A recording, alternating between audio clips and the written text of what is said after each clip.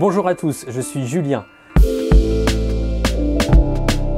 Aujourd'hui, je vais vous parler de la méthode des personas, souvent utilisée en agilité. C'est dans une démarche centrée utilisateur ou orientée usage que s'inscrivent les personas. Nous allons découvrir ensemble comment cette méthode permet d'identifier vos futurs utilisateurs et leurs besoins spécifiques, et surtout comment elle permet d'améliorer l'expérience utilisateur. Pour cela, nous définirons tout d'abord ce qu'est un persona, puis nous verrons comment on le construit et pourquoi nous l'utilisons.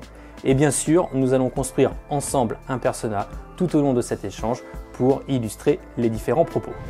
Voyons tout d'abord ce qu'est un persona.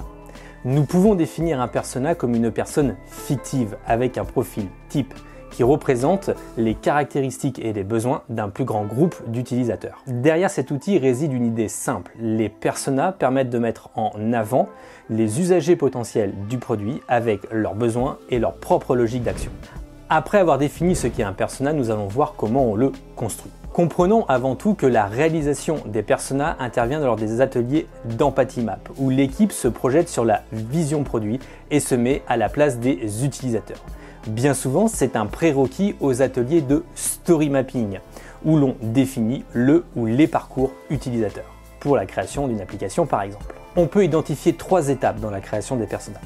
La première consiste à récolter un maximum de données pertinentes auprès d'un panel représentatif d'utilisateurs. En général, la méthode la plus utilisée pour récolter ces données dites brutes est l'entretien utilisateur. Un ou plusieurs entretiens peuvent être nécessaires en fonction du produit ou du contexte de l'entreprise. Puis vient la deuxième étape qui consiste à analyser et à regrouper les données.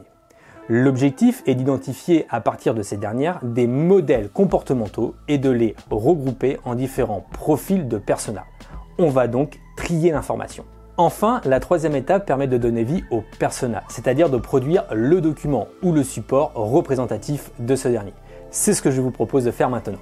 Nous allons nous projeter dans la création d'une application mobile pour un métier bien précis de la grande distribution. Nous allons caractériser un persona à travers son nom, son prénom, ses attentes, mais aussi ses craintes vis-à-vis de la nouvelle application.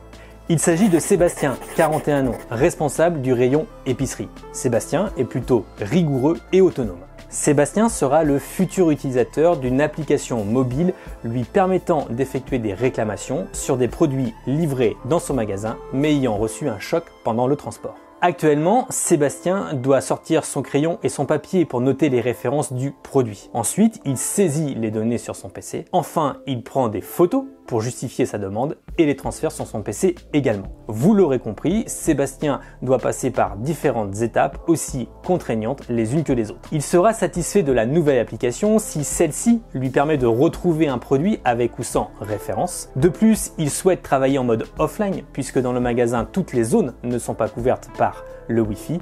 Enfin, Sébastien souhaite vérifier ses données avant de les transmettre. Sébastien a aussi des craintes vis-à-vis de la nouvelle application. Il craint que son identifiant et son mot de passe soient différents d'une application à une autre. De plus, il trouve que les applications qu'il utilise déjà au quotidien sont relativement lentes et il ne souhaite pas se retrouver dans la même situation. Enfin, il craint que le temps de formation à cet nouvel outil soit relativement élevé.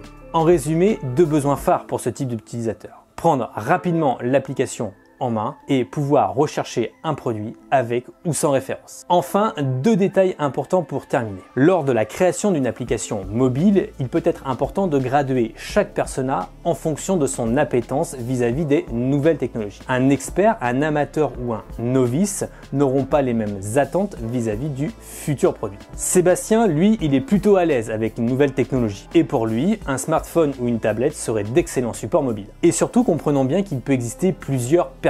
En effet, nous aurions pu prendre l'exemple d'un responsable de magasin qui, contrairement à Sébastien, souhaiterait que l'application lui fournisse en plus un relevé financier et soit aussi accessible sur PC. Dans ce cas, les concepteurs devront faire en sorte que les IHM soient accessibles sur différents types de supports.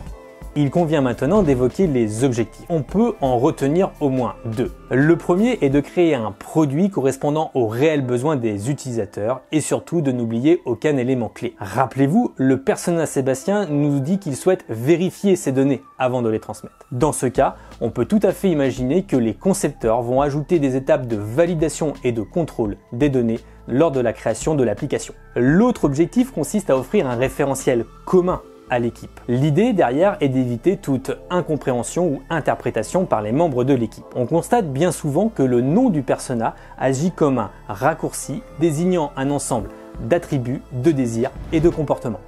Nous allons terminer cet échange en se disant qu'il est primordial de mettre à jour régulièrement ces personas, afin de s'assurer que ces derniers correspondent toujours aux besoins et aux retours des utilisateurs. Enfin, retenons que le persona s'inscrit à la fois dans une démarche d'UX, c'est-à-dire d'expérience utilisateur, et d'UI, c'est-à-dire d'interface utilisateur. Le persona est d'une grande aide pour ces deux domaines afin de concevoir un produit qui soit reconnu et adopté par les utilisateurs.